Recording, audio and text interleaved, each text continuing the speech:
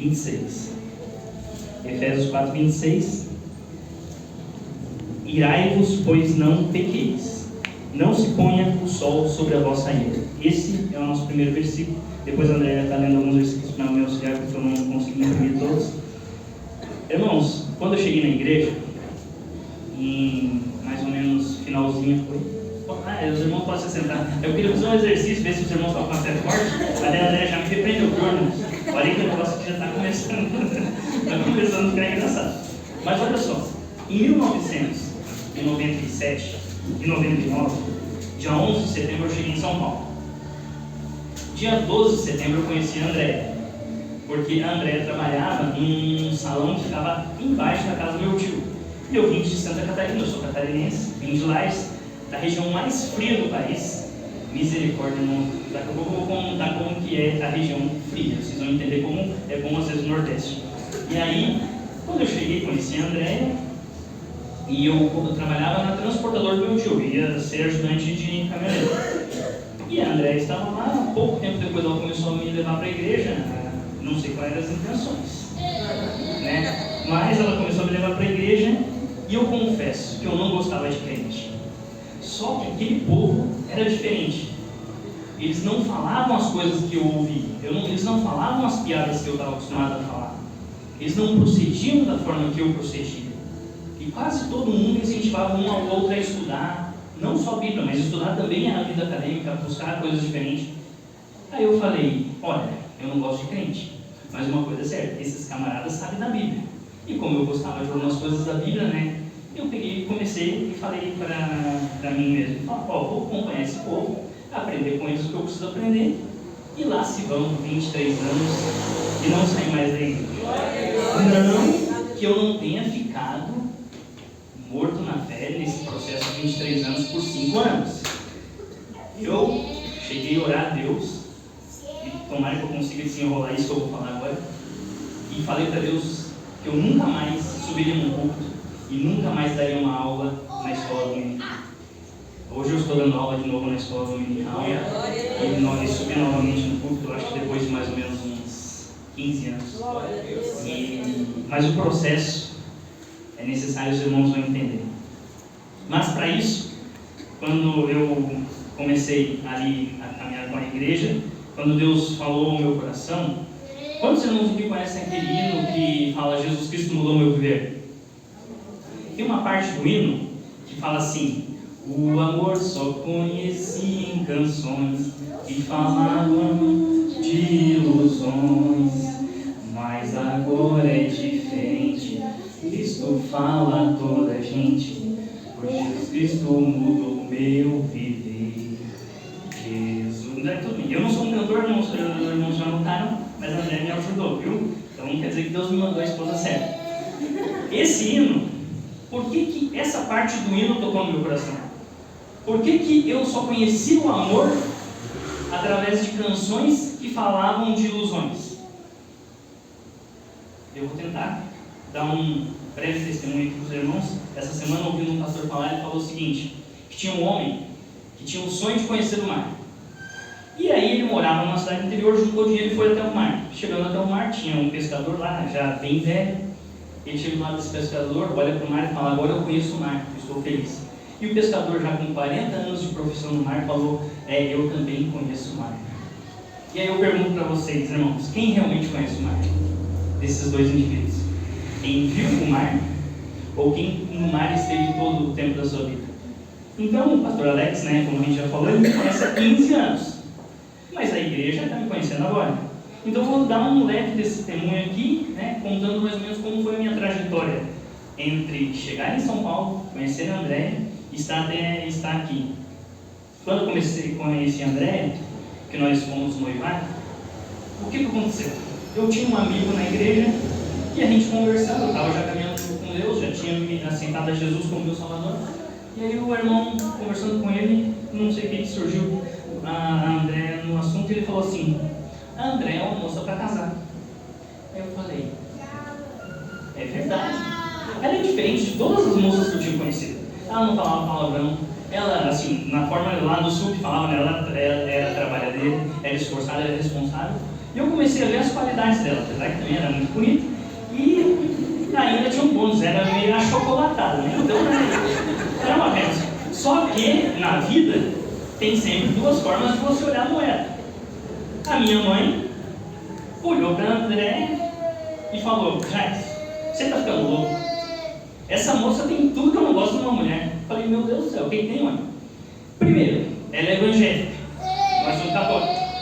Você já está começando a sair fora do caminho da sua família. Segundo, ela é negra e nós somos brancos.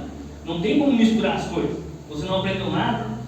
E terceiro, aí que era o pior, é pobre. Aí minha mãe falou: você conseguiu comigo tudo. Tudo que tem uma mulher que eu não gosto, você conseguiu. Irmãos, olha, é engraçado, mas André passou 13 anos para ser aceita por minha mãe. A minha mãe nos visitou em São Paulo, comeu na nossa mesa, não conversou com a Andréia, não cumprimentou ela. Muitas vezes nós viajamos para o sul porque eu tinha que visitar ela.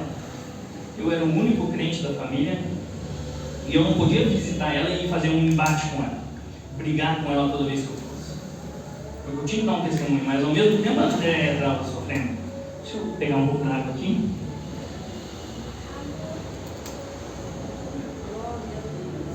Então, meus irmãos, como você resolve essa equação? Você é o único crente da sua família. Quando você vai visitar sua mãe no final do ano, você vai brigar com ela? Então você tem que ganhar uma guerra calada. Tem que ganhar uma guerra sem armas. A vida começa a complicar, porque daí você já não sabe em que terreno você está pisando. E a Andréia estava do meu lado em todos esses tempos. E não foram fáceis esses tempos. Ela passou por algumas coisas bem interessantes. Mas, para os irmãos entenderem, em 1999, em setembro, eu tenho que voltar um pouco a minha vida para trás. Quando eu tinha 7 anos, eu estava na casa da minha avó e a minha tia foi dar uma carona para mim voltar para a casa da minha mãe. E ela sabia da nossa condição, a nossa condição era muito difícil. E a minha tia perguntou para mim se eu sentia falta do meu pai. Naquele momento eu tinha 7 anos. Eu fechei meu rosto, fechei meus punhos e falei assim: eu não tenho falta do meu pai, eu tenho ódio do meu pai. Porque se eu encontrasse ele hoje, no tamanho que eu tenho, eu cuspiria na sua cara. Mas se eu encontrar ele quando eu for grande, aí se ninguém separar, eu vou bater ele até a morte. Porque eu odeio meu pai. E aí os irmãos vão começar a entender por que o versículo fala de ira. E o que a ira tem nos roubado. O que a ira tem nos cerceado. E o que nós estamos carregando durante nossas vidas. A minha tia foi a primeira pessoa da nossa família, de 100 pessoas, que tinha se convertido ao Senhor Jesus. E ali, ela disse que começou a orar por mim, eu nem sabia. Ela começou a orar pela minha vida porque ela falou que nunca viu uma criança tão pequena, com 7 anos, com um olhar de ódio, mas ódio verdadeiro, aquele ódio que você realmente via que não era algo normal. Por que eu tinha esse ódio do meu pai? Vamos voltar mais alguns anos, aí eu estava nos 7, vou voltar quando eu nasci, mas eu ainda não tinha ódio do meu pai quando eu nasci, eu não era tão prematuro assim. Mas, quando eu nasci, eu tinha por volta de 2 anos, lá no sul, temos épocas que você fica com 3 graus, 4 graus abaixo de zero, e durante o dia 2, 3 graus. E nisso, meu pai vinha para São Paulo trabalhar como pedreiro, e a minha mãe fazia às vezes uns bicos, lavava roupa, ia passar roupa nas casas. E num dia desses que a minha mãe saiu, nós somos em 7 irmãos. O meu irmão mais velho nessa época tinha 12 anos, eu tinha 7, tinha 2 atrás de mim. Então imagine que era uma escadinha, era tudo, e a minha mãe se virando sozinha numa cidade, numa situação muito pobre. E a minha mãe saiu para trabalhar. Naquele tempo era coeira, irmãos, hoje está chique, né? Hoje é fralda, né? Naquele tempo era coeira, não sei quem pegou essa época. E eu mijei na roupa, e as minhas irmãs, que tinham 8 e 9 anos, não viram isso. E num frio de 3 graus, uma criança de 2 anos, o dia inteiro ali mijada, quando a minha mãe chega em casa, ela me pega, eu estava com 39 graus e meio de febre. Aí essa parte é um pouco mais complicada. Aí a minha mãe pega, vai ali, começa a atender o tempo, eu tive uma convulsão. E naquela convulsão eu tive uma parada cardiorrespiratória. Quando eu comecei a ficar roxo, a minha mãe gritou para o vizinho, que era o único vizinho que tinha na rua, que tinha carro. E por sorte morava do lado da nossa casa. Ele tinha um Jeep, daqueles Jeep de guerra mesmo, aqueles quadradinhos sem janela. Aquele homem me colocou dentro do carro, saiu, a minha mãe me envolveu no pano, me levou para o hospital. Chegando no hospital, já roxo, fizeram ali, não era bem um hospital com estrutura para uma criança, né? Não tinha esse, mas era o primeiro hospital que tinha lá. E aí, eles fizeram os primeiros procedimentos para reanimação, e aí eu fui para uma ala de uma incubadora, eu não me lembro direito, a minha mãe explicou, né? E aí eu fiquei lá, e o médico voltou para onde a minha mãe estava, porque ela não podia ficar no UTI com outras crianças, e ele falou assim, ó, senhora, tudo que a gente podia fazer pela criança já foi feito. E a gente agora medicou, ele conseguiu voltar, mas a gente não sabe se tem sequela, o que vai acontecer. Mas a senhora vai ter que voltar amanhã, às 8 horas, o próximo médico vai assumir o turno. E só que a senhora não volte sozinha, porque nós não acreditamos que a criança vai passar dessa noite. Porque ele tinha ficado muito tempo sem respirar. Eu, no caso. Né? Aí, a minha mãe chamou meu tio, pediu para um dos meus irmãos chamar o irmão dela mais velho, e ele trouxe a minha mãe do hospital. Naquele eu ainda estava em coma, mas já tinha. Estava assim. Reagindo aos remédios, a febre estava baixando, tudo mais. O médico não sabia quais seriam as sequelas. Eu tive que fazer aqueles eletrocardiograma da cabeça até os meus 12 anos de idade, porque eles não sabiam o que tinha acontecido naquele tempo que eu fiquei sem respiração. E aí voltamos para nossa casa. Quando eu tinha 5 anos, o meu pai veio para São Paulo e a última vez que nós tivemos notícia dele. Ele larga minha mãe com 7 filhos, o mais velho com 12, ela sem trabalhar. E aí por isso que começa o meu ódio. Vocês vão começar a entender. Certa vez, eu estudava numa escola bem perto da minha casa. Tinha mais ou menos entre 500 e 600 alunos. Eu era o único dos 600 alunos que ia de chinela de dedo num frio de 3 graus. Eu passava por cima da geada, porque ela tinha uns gramadinhos, e quebrava o gelo. Os pés vermelhos. E aquilo ia me mostrando que aquela culpa era do meu pai. E aquilo ia criando dentro de mim paredes, iam criando pedra. E cada vez que eu passava por alguma situação, eu lembrava do meu pai. E certa vez, eu me lembro como se fosse hoje, uma das coisas que se eu pudesse voltar, e Deus me desse a oportunidade de voltar, seria nesse dia eu voltaria atrás. Naquele tempo, era bullying, era uma situação ruim. Muitas vezes eu ia para a escola, irmãos, porque era o único momento que eu ia ter uma refeição no dia.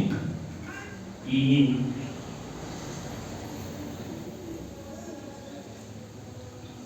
a gente chega lá. Aí a professora tinha um costume, não sei se os irmãos têm nessa época, ela dava umas folhas com xerox. Você ia até a xerox, tirava a folha, fazia os exercícios e assim era a escola.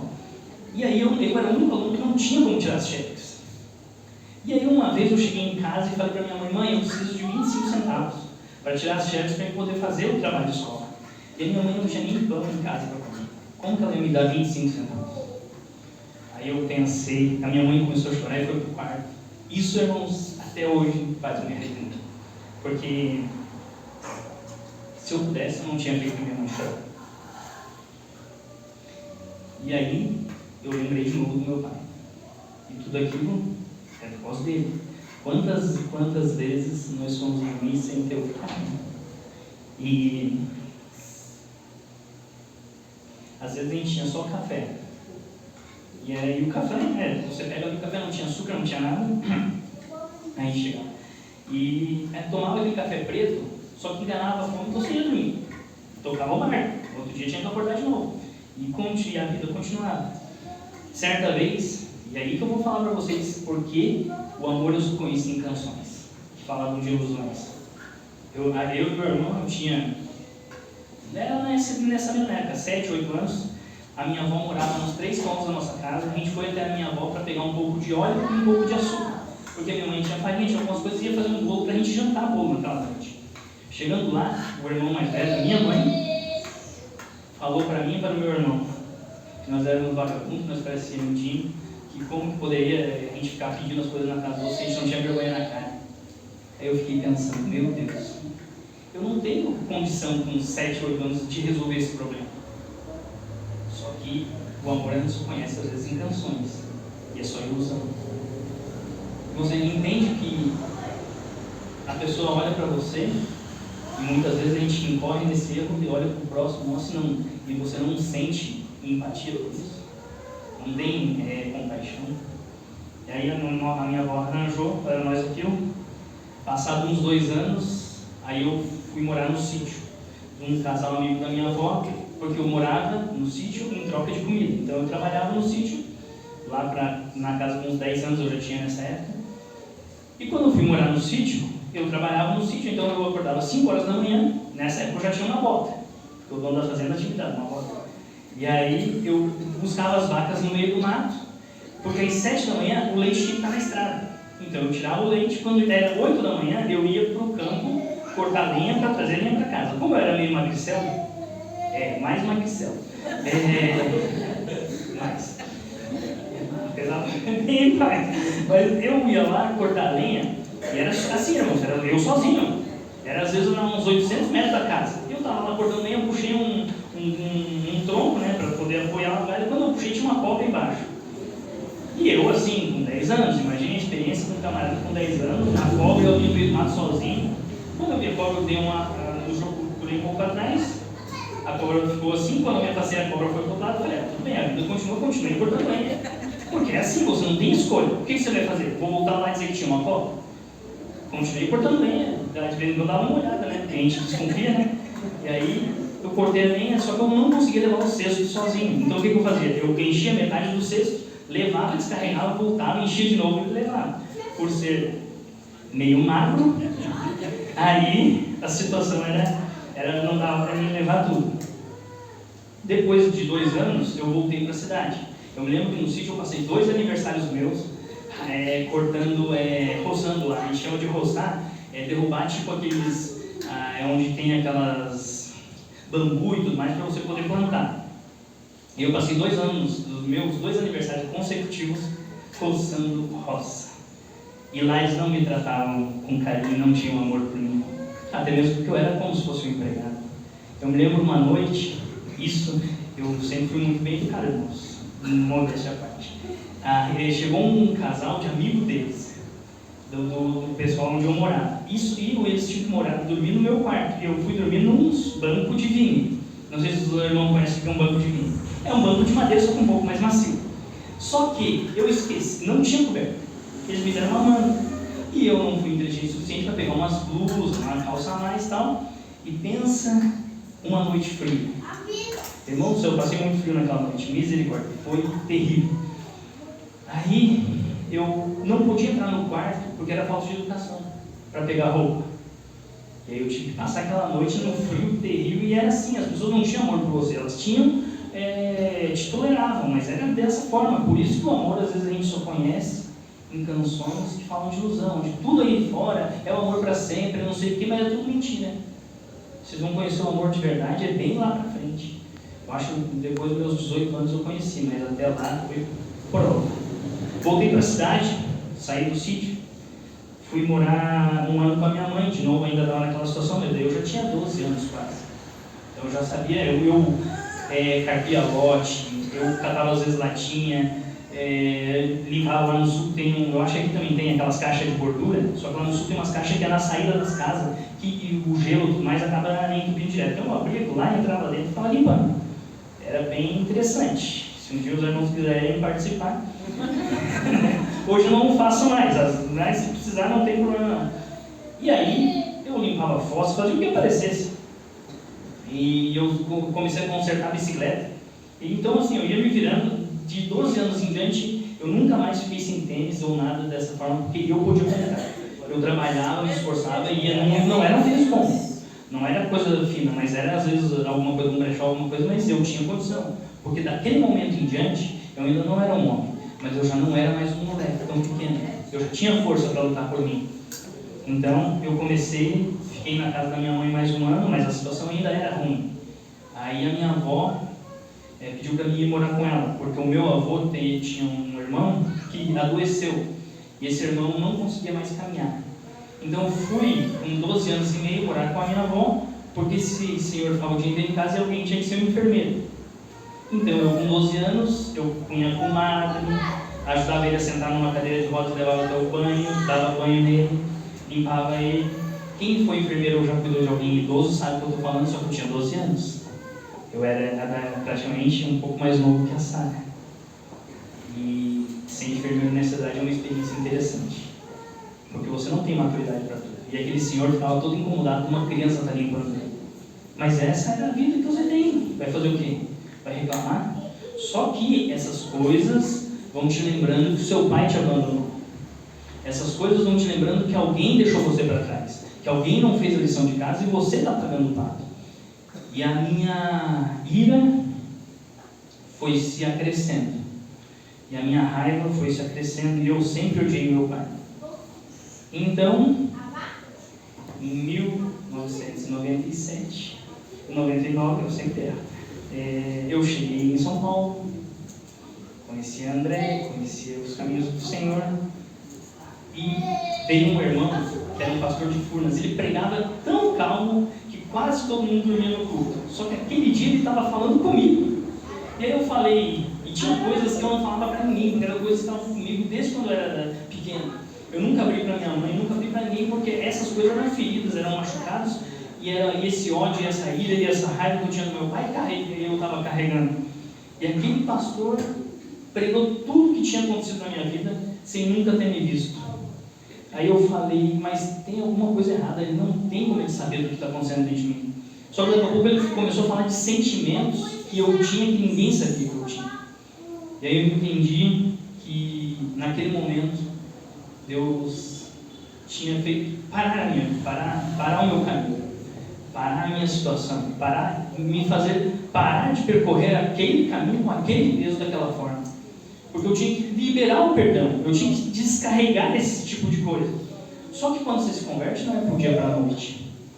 Comecei a caminhar com Deus, Deus começou a tirar algumas situações ruins. Eu e o André noivamos, eu era mais magro que o Lucas, acredito, era 60 quilos atrás. Eu trabalhava na Lapa, na rua Luiz Gatti. A André trabalhava nas 7 Barras aqui próximo, perto da Edgar Facó. E nós morávamos na Casa Verde. Só que para construir nossa casa, eu tinha que usar os bilhetes únicos, lembra daqueles papelzinhos? Para vender.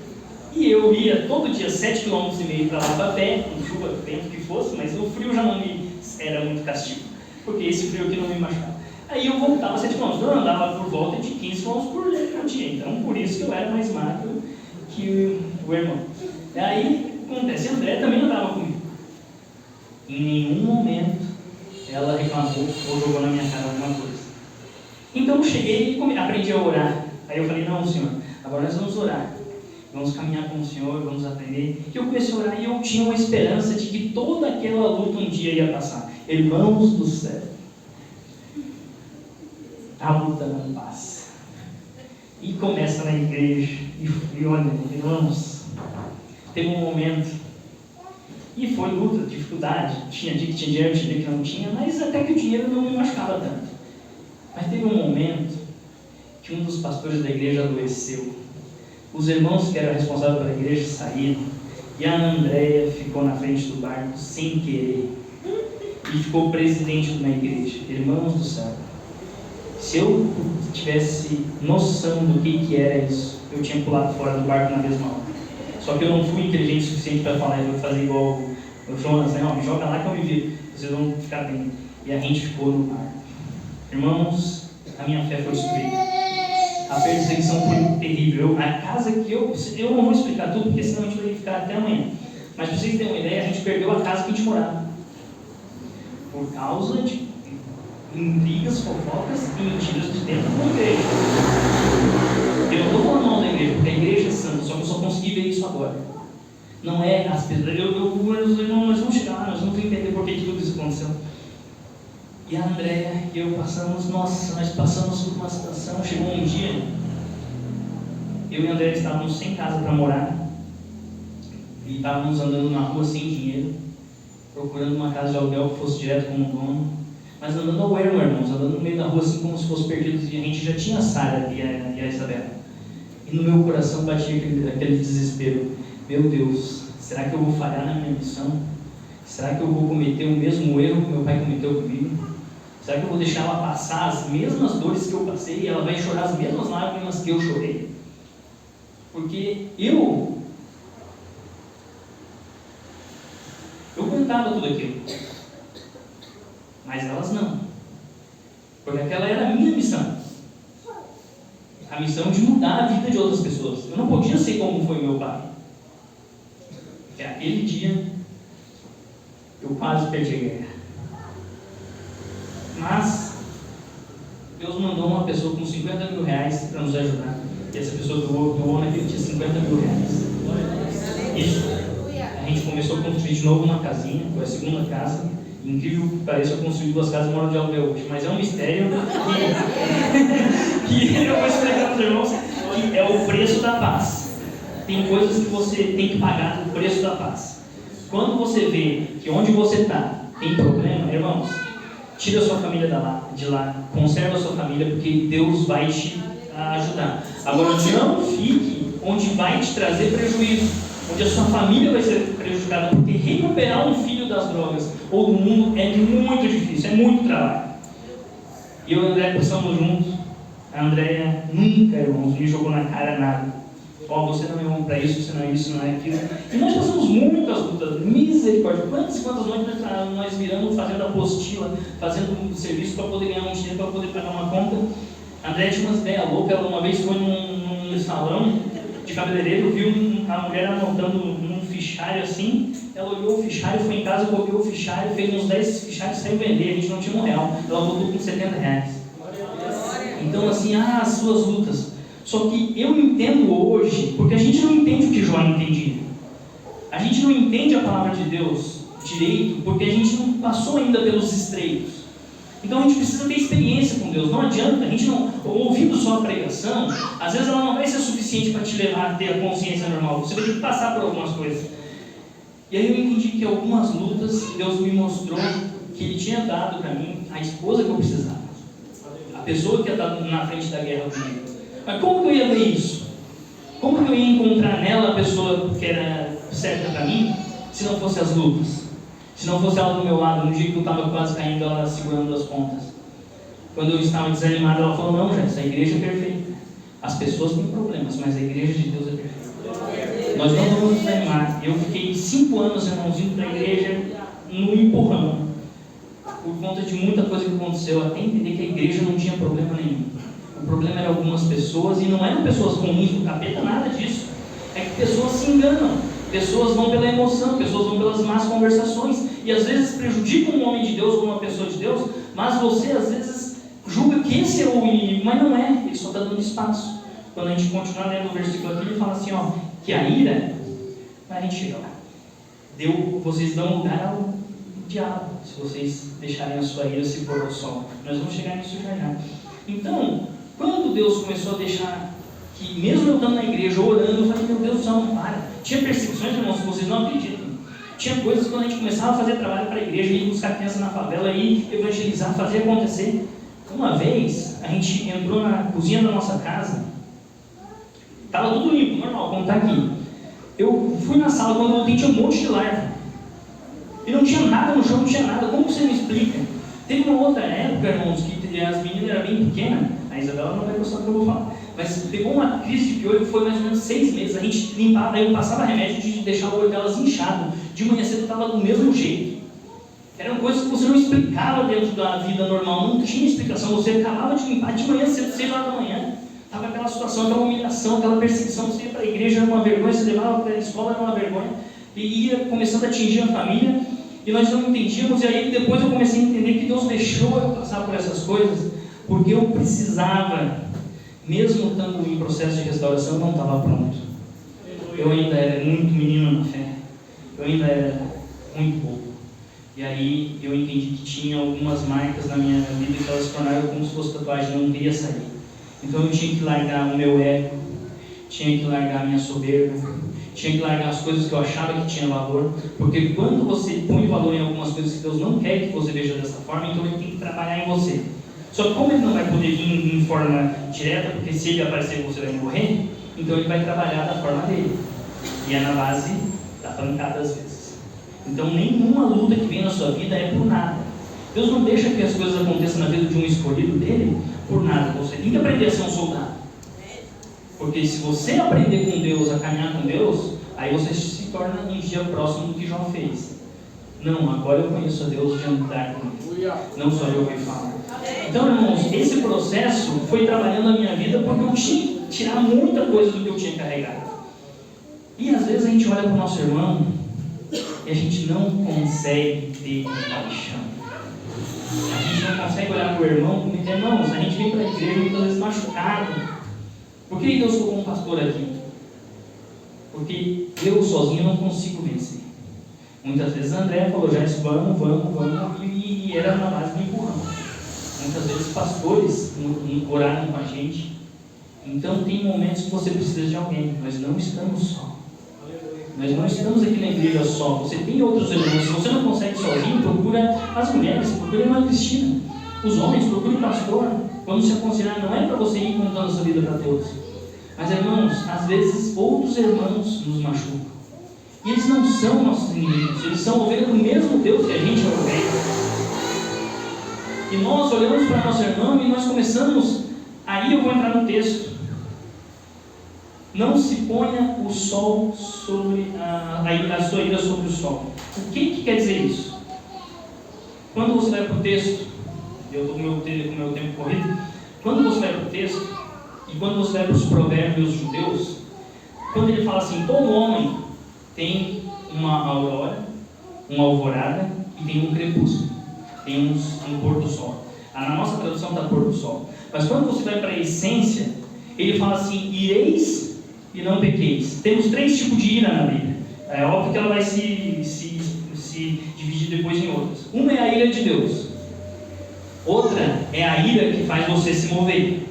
E outra é a ira que fica dentro do seu coração e se torna pecado. Quando Paulo fala aqui, não deixe a ira se pôr ao sol, ele não está falando que você ir dormir com raiva. Ele está falando entre o ventre e o túmulo, se você carregar isso, você vai morrer. Se você carregar durante a sua vida toda esse peso, você vai morrer porque você não está conseguindo largar no meio do caminho essas amarras. Mesmo você crente, muitas vezes você não consegue entender que tem sentimentos que não devem estar mais lá dentro. Agora, às vezes alguém falou e num contexto errado você ouviu e aquela pessoa se torna uma inimiga de você dentro da igreja. E nós ficamos olhando para pequenos detalhes, para besteira. Aí Deus vai falar assim, então eu vou precisar pôr prova para que aquela pessoa entenda. E você diz que Deus não é bom. Só que se não for desse jeito, você não vai aprender. Então é melhor vir pelo amor. Vamos ter uma consciência, meus irmãos. Às vezes uma pessoa faz um comentário porque alguém fez um outro comentário e essas coisas acabam atrapalhando a igreja. A igreja é santa. A igreja é de Deus. Todos os servos aqui são de Deus, por mais que um ou outro às vezes esteja numa situação diferente, porque a gente julga sem saber o que aconteceu na vida dessa pessoa. Caminha com ele, anda, vê o sol que ele passa, vê a dificuldade que ele passa, vê a tristeza que aquele cara passa, vê tudo que aconteceu na vida dele. Aí você vai dizer assim, ele está com depressão, mas eu sei por quê. Porque realmente ele passou por coisas que não é ele está passando. Então quando nós olhamos para o nosso irmão e vemos que a palavra de Deus está trabalhando nele, cadê a misericórdia? Porque quando nós olhamos a Deus, nós pedimos para que Deus não olhe o nosso pecado e nem a nossa culpa. Mas quando nós olhamos para o nosso irmão, nós somos igual aquele homem lá que foi perdoado o uso da sua dívida e ele vai no pescoço do outro para cobrar a dívida. Que justiça é essa? Se você quer justiça para você, faça justiça para o seu próximo. Olhe para o seu próximo sem você julgar. Tem até um louvor que fala, se alguém deixou de ser aquilo que você um dia imaginou, não o julgue. Olhe com misericórdia, irmãos. Porque tem pessoas que elas não estão assim porque querem. É um processo. Muitas vezes quando eu estava destruído, eu precisava de amor. E Deus mandou muitas pessoas naqueles dias que tiveram amor por mim. Porque senão eu não estaria aqui. Eu já cheguei, aí agora eu entro no momento onde eu falei para vocês que eu nunca mais subiria num culto. Porque foi a igreja que me castigou, mas não foi a igreja santa, foi a igreja que eu imaginei. Porque eu não conseguia olhar para o irmão com amor. Então Deus precisava me ensinar a olhar com amor. Eu vou errar com os irmãos? Possivelmente que sim. Porque eu não sou perfeito. O pastor às vezes vai fazer alguma coisa que a gente não concorde. Apesar que tem uma direção um pouco mais refinada, mas pode ser que sim. Cadê o amor? Cadê a sua coragem de chegar assim, pastor, olha, eu acho que você foi duro? E ele pode justificar. Ou então ele vai reconhecer, porque se o Espírito Santo me esclarece mais a ele. Porque ele é o anjo da igreja. E muitas vezes nós temos que parar de julgar. Nós olhamos para o irmão que está do nosso lado e nós não temos amor e nós precisamos e pedimos amor para Deus e quando a gente não dá o amor. Então você quer plantar alguma coisa, você quer plantar espinho e você quer colher o quê? Milho? Você quer justiça de Deus por aquela pessoa? E aí vamos lá naquele louvor da Damares, né? Sabor de mel, pela madrugada, né? Agora vocês vão me ver aí, tudo sentado e voltar na bênção. Onde que isso é cristianismo? Não estou querendo julgar. Eu estou dizendo que meus olhos veem que isso não é bom.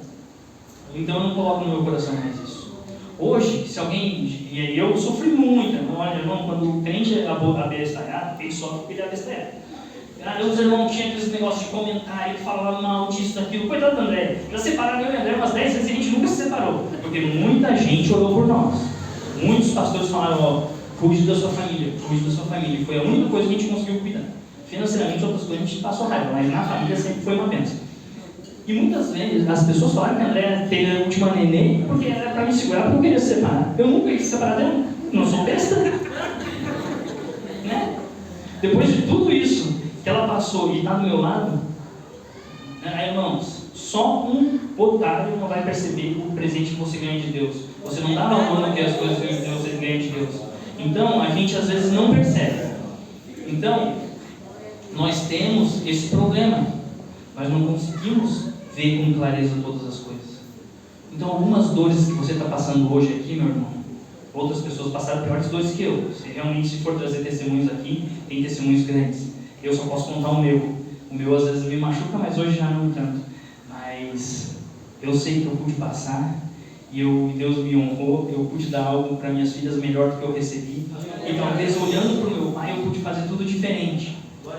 E Deus foi trabalhando nas lutas para que eu pudesse ser um homem diferente do que era a minha família. Como pastor, hoje de manhã, irmãos, a escola dominical nos traz grandes conhecimentos e nos traz muito alimento para a semana.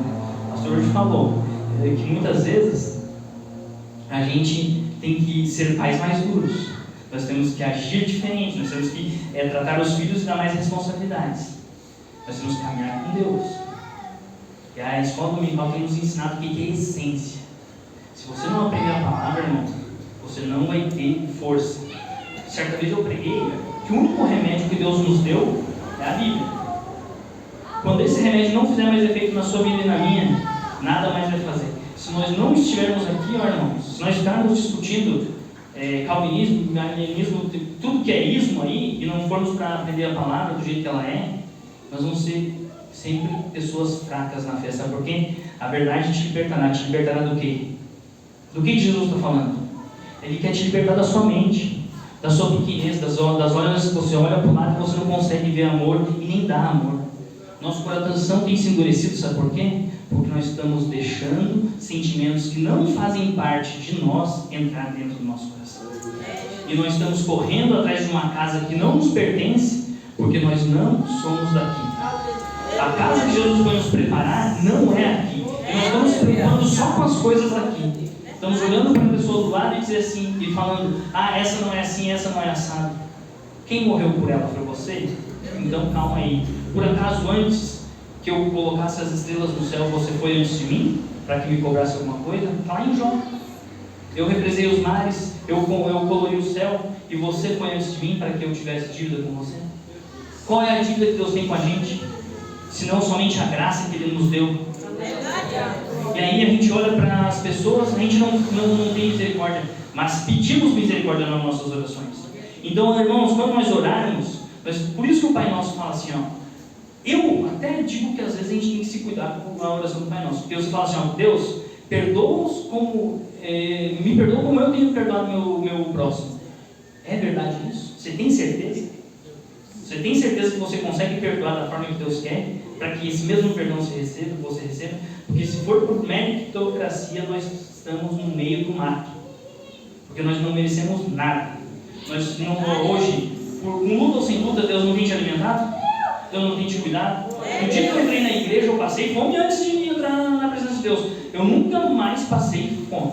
Passei lutas, passei dificuldades, mas nunca mais fiquei sem ter o que comer.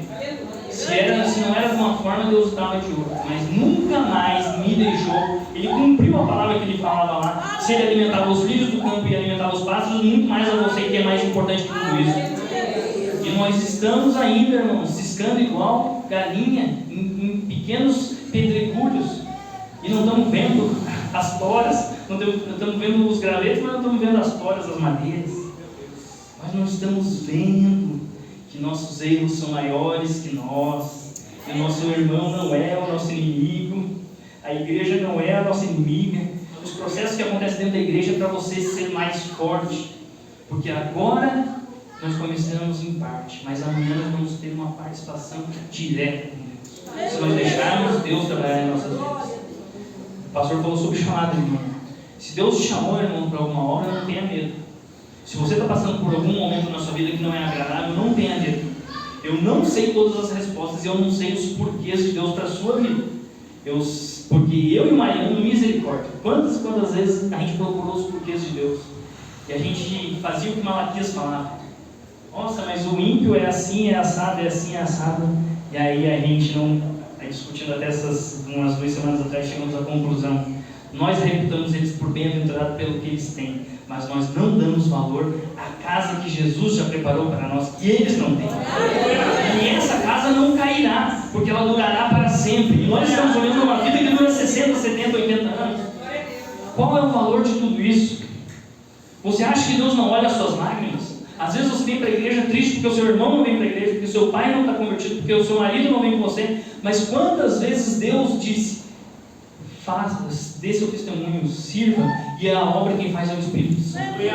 Você não é a pessoa que tem que fazer a obra, você só tem que ser o canal. Só dê seu testemunho. Se você precisar, use palavras para falar, mas fale com os seus atos, porque isso vai mudar a vida das pessoas que estão ao seu redor. Porque você talvez não veja, mas Deus está vendo o coração de cada um. Então a sua parte faça com Deus. E irmãos, as mágoas, as tristezas, as frustrações são sacos de areia que nós atamos sobre nossos ombros e vamos arrastando a vida toda. Se você não se desfazer disso, se você não entender que essas coisas não fazem parte de você, se você ficar ainda chateado porque a irmãzinha falou que seu filho era feio, você vai ficar com esse saco de areia até o final, salvo, meio que chamuscado pelas chamas no final, mas salvo, só que carregando uma vida inteira de dor. Nós temos que largar esses fardos da nossa adolescência, os medos a gente tem que largar, a gente tem que começar a soltar no meio do caminho as coisas que nos prendem aqui, porque nós estamos com nossos pés plantados aqui. Nós estamos plantados na visão de um carro, de uma casa, de um terreno, de uma casa na praia, e não estamos vendo o que realmente tem valor. Às vezes eu estou magoado com uma pessoa. Irmãos, vocês têm, eu e nós juntos temos que largar os nossos sacos de areia. Nós temos que caminhar com Deus. Eu ia adentrar no texto, mas o meu horário já é que eu tinha mais uns 4 textos para falar sobre as 3 iras. Vou tentar só especificar. Quando nós falamos de 3 iras, temos a ira de Deus. A ira de Deus qual é? Você pode ver todos os versículos, eu separei alguns, mas não vai dar tempo. Todos eles falam o seguinte: que Deus irou contra a maldade do povo, contra o pecado, contra isso, contra aquilo. Jesus vai ao templo, derruba os bancos lá e os cambistas. É uma forma de ira sobre o que? Sobre a justiça. Então a ira de Deus, a gente tem que entender que não é a ira que a gente conhece aqui na terra, de ficar com raiva do irmãozinho e virar a cara para ele na hora de dar a paz do Senhor. É a ira de não aceitar o pecado. Aleluia. E Deus não deve nada. Se a gente entrar no conceito do que é pecado, o pecado é dívida. Deus deve o que para quem? Não existe como Deus pecar. É impossível Deus pecar, porque Ele não tem como ter dívida. Então, nós entramos agora na nossa ira, na ira que movimenta a igreja. Quando você se revolta contra o pecado, contra as coisas injustas desse mundo, e você quer promover mudança. Uma igreja mais social, uma igreja participativa, uma pessoa que olha para o lado e diz: não, nós não vamos aceitar esse irmão nessa situação, vamos ajudar. Essa ira é a que você faz mudança, você não deixa ela se transformar em raiva. E a ira que se põe no sol é a ira da sua vida. É onde você vem carregando todos esses fardos e no final você está com a vida pesada, sofrida. Essa ira é a que dá espaço ao diabo trabalhar na sua vida. Essa ira que ele fala se pôr ao sol é o que te acompanha. Se você não largar as suas frustrações, até mesmo uma frustração te atrapalha na casa de Deus. Pare de chorar por coisas que não fazem parte de você resolver. Não é sua responsabilidade resolver, às vezes, o problema espiritual de uma outra pessoa. Você tem que orar. Em tudo levai a Deus em oração. Se você tem um filho fora da igreja, ore por ele. Mas não deixe que o seu coração fique magoado por isso. Porque a graça de Deus está sobre você. Você não precisa carregar esse fardo que não é seu. E você não vai convencer a pessoa do pecado, porque a Bíblia garante que quem convence é o Espírito Santo. Então não importa o que eu fale aqui. Eu não estou aqui tentando trazer uma mensagem de autoajuda para ninguém. Eu estou querendo mostrar para os irmãos o que eu aprendi caminhando com Deus, e depois levar uns tapas na cara. E aí parar de ser palhaço. E começar a falar sério com Deus. Parar de brincar. E aí eu tenho sorte que Deus não tem me dado uns tapas no dia que eu falei que eu não ia mais subir no público. Eu falo, besta, você nunca fez nada por mim, você quer falar o quê? Entendeu? A gente tem que começar a cair na realidade. Parar de brincar. Caminhar com Deus não é dessa forma. Qual é a nossa responsabilidade? E outra, o que Deus tem dado a nós que nós merecíamos ganhar? Porque se você tem um lar de uma casa sobre a sua cabeça, quem antes preparou isso para você? Ou aquela casa, tudo bem, pode até ser que você tenha construído, mas o terreno não era seu. Quando você nasceu já estava lá. E quando você morrer, outra pessoa vai lá morar naquilo lá. Não vai adiantar de nada você se apegar a isso. Mas todas as coisas que são necessárias para a sua vida, Deus garante. E isso eu garanto para os irmãos. Deus garante que vai cumprir. O que Ele não garantiu fortuna. Ele disse, no mundo tereis aflições. Quem quiser vir após mim, tome a sua cruz a cada dia. A cruz é leve? Não. A cruz é tranquila? Não. Mas Ele também promete que não seria tão pesada a ponto de você não aguentar. Então vai chegar até o final. Irmão, a sua lágrima, ela não vai ficar só em você, porque Deus está olhando por você. Só que no processo Ele precisa trabalhar com você. Ele trabalhou na minha vida e eu acho que eu ainda ganho mais uns tapinhos até o final da vida, mas a gente não desanima mais tão fácil. Né? As minhas lágrimas hoje já são mais leves. Né? Eu e o André, graças a Deus, estamos num momento mais tranquilo da vida, apesar de ter 2 filhas adolescentes, e isso não é nada tranquilo. Mas, vamos seguir em oração, André ora bastante, mas temos aprendido bastante com a igreja. Eu estava numa igreja de 2.000 membros, André falou, já você está ficando enferrujado. Temos que voltar, temos que trabalhar. Deus não quer a gente parar. E aí, às vezes a mulher tem que dar um puxão. Mas se você vê que o puxão pode desviar ou pode atrapalhar, ore. Ore, entregue para Deus e descanse seu coração. Largue seus sacos de areia pelo caminho. Eu não vou fazer nenhum apelo aqui, porque eu acredito que isso seria responsabilidade do pastor. Então eu vou passar a palavra para o nosso pastor para ele orar pela igreja, ele continuar daqui o que Deus colocar em seu coração. Amém, irmãos? Deus abençoe a todos.